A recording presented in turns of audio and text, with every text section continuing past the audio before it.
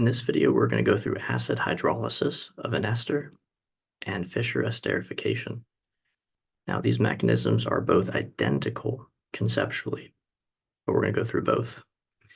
Now, in former mechanisms in this video series of our derivatives, we looked at reacting under basic conditions and neutral conditions, and under basic and neutral conditions, your leaving group was an anion.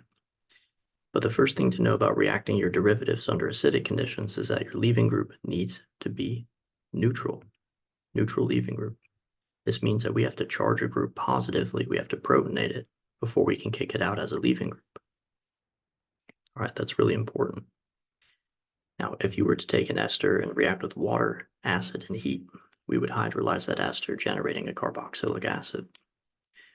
Mechanistically speaking, because the ester is a lower reactive derivative, water cannot attack right away.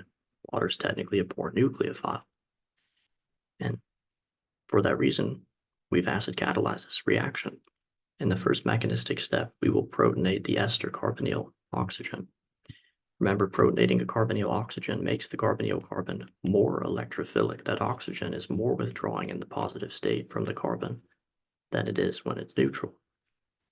So we protonate first, increasing the reactivity of the carbonyl carbon. Water is then going to attack and bond, breaking the pi bond. That generates our first tetrahedral structure. And we're keeping in mind that eventually we want to kick this component out. The best leaving group right now is H2O. So we need to deprotonate that oxygen. And that brings us to a neutral tetrahedral intermediate. At this point, what we cannot do, I repeat, what we can't do is kick out the OR component, because I would kick that out as an anion. We cannot have an anion leaving group under acidic conditions. Rather, what we have to do next is protonate the component that we want to kick out to make that definitively the best leaving group and set ourselves up to eliminate that as a neutral alcohol leaving group. In the next step, we will eliminate our alcohol leaving group, and it could be either of the two OH groups here, really.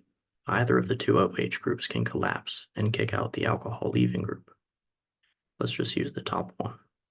Okay, either of those can collapse, forming a pi bond and kick out the alcohol leaving group. Then we need to deprotonate at the carbonyl oxygen, and we will get our carboxylic acid product. Okay, this should look really reminiscent of acetyl formation. Okay, we used a similar logic structure as we did that mechanism in reactions of aldehydes and ketones. Now, let's look at Fischer esterification.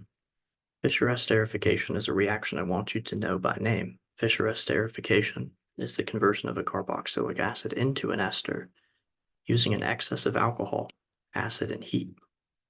As you may recall, esters and carboxylic acids are approximately equal energy, and so we can interconvert them. It's just to drive that equilibrium to the ester side, I would need to use an excess of alcohol.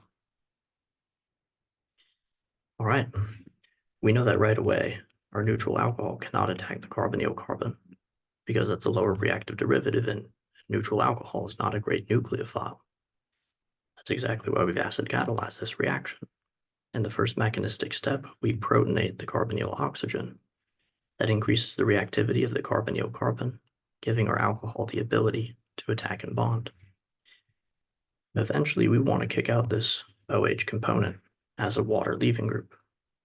In this first tetrahedral structure, the best leaving group, the weakest base, is the alcohol component we just added in. So we need to deprotonate that oxygen atom.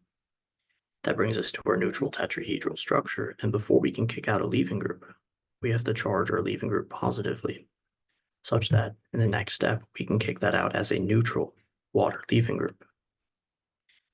In this step here, we'll collapse a lone pair from our OH component and kick out a water leaving group.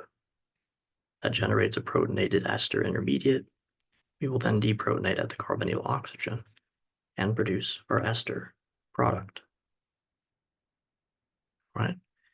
So really the key thing here is under acidic conditions, your leaving group needs to be neutral. We have to protonate our component that we want to kick out. Got to protonate it first before we can kick it out. It has to be a neutral leaving group. And just to rehash this logic structure one more time, We have to protonate first to increase the reactivity of the carbonyl. Water then attacks and bonds. We then need to deprotonate the group that just added in, because right now that's the best leaving group. That brings us to a neutral tetrahedral structure. Before we can kick out what we want to kick out, I need to charge that positively, making that both the definitive best leaving group and also capable of leaving neutrally, which is a requirement under acidic conditions. And if you have two OH components that are neutral, either of those two could collapse their lone pair, forming a pi bond and kick out that alcohol leaving group. From there, we need to deprotonate at the carbonyl oxygen, and we have our carboxylic acid product.